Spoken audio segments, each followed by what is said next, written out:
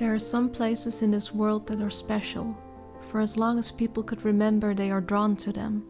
You can sense there's something in the air, you just cannot put your finger on it. It feels like tranquility, and at the same time, it heightens your senses. Some may even call it magic. Whatever it is, people have always been drawn to the Overasseltse vennen. The marshy landscape with sand dunes and beautiful pools of blue water have been a place of worship since the Bronze Age. Hidden in the sand dunes are burial hills, but that doesn't mean this place has only been visited to honor the dead. It's also a place for healing. Hiding in plain sight, just off the road is a ruin with a majestic oak tree next to it. The locals call it the koortsboom or lapjesboom. Since around 0 AD, the Germanic people took part in rituals with oak trees that would heal their ailments. This tree is one of them. Rag trees can be found in the Netherlands, Germany, Belgium and throughout the UK and are still in use to this day, which is a testament to how important these trees have been and still are to people. Would you like to know the legend behind this ruin? This is the story of Saint Walric. Walric was the fierce leader of a pack of rovers called the Hoemannen. The village of Heumen was their home. Walric and his highwaymen would roam the marshes, stealing and murdering all that stood in their way of a payday. One day he held a traveling missionary hostage in hopes of receiving a hefty ransom. The missionary was none other than Saint Willibrord, patron saint of the ill and healer of fevers. Walric may sound like a horrible man, but he had a soft spot for his daughter, Berthada. This sweet and innocent maiden had become ill and ran hot with fever soon after the capture of Saint Willibrord. Since the roving had not made him rich, a trip to the healer was too costly for Walric. Saint Willibrord saw a chance to not only save the life of Berthada, but also her soul and that of Walric. He told them about the Christian God and how through converting and penitence for their sins, the young maiden could be healed. So Walric followed the advice of Saint Willibrord and got baptized that moment. Right after the baptism, he went walking in the marshes and felt guided by divinity to kneel down at one particular oak tree.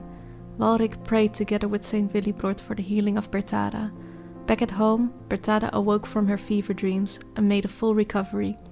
She was filled with gratitude and converted to Christianity. Saint Willibrord was immediately released, and together with her father Berthada went on a pilgrimage to the Holy Oak. She placed her headband in the branches of the tree, placing the last traces of her illness in the majestic oak. After converting, his heathen band of rovers was filled with rage. It was a betrayal to the pagan gods, and punishment followed soon. They burned down the house of Walric while he and his daughter slept inside, thus exalting them to martyrdom. It was built in the 1500s by French monks who owned the land, but the monastery fell in disrepair in the 1800s. Even though the monks left, the koortsboom still remains standing next to the ruin.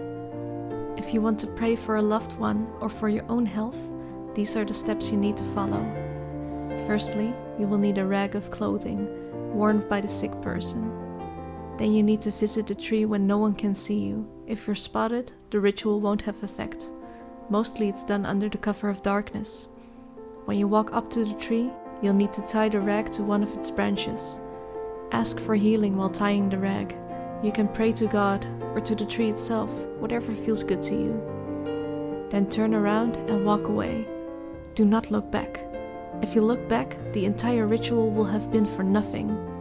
It's important to remember that most rags have touched a sick person, so never ever remove a rag to tie your own. Not only is it considered bad luck, there's a real chance of catching a disease. During the COVID pandemic, people would hang face masks in the tree. I'd like to ask you not to climb on the ruin if you're ever here. If you cannot reach a branch on your own, please use the smaller tree for your ritual. It's especially planted there for this purpose and works just as well. Thank you for visiting this special place with me. The vennen and the ruin hold a special place in my heart, and I wanted to share them with you. It took a lot of time to film this video. I needed help from my cameraman, who I would like to give special thanks to. Husband, you're the best. Since we filmed at dusk, time was an issue, and trying to film in the dark was very challenging. I really enjoyed making this video, and I hope you enjoyed watching it. I'd like to end this video with the Dutch saying that you won't learn on Duolingo. It is, komt tijd, komt raad. It means that the solution will come if you wait. Tot de volgende keer allemaal.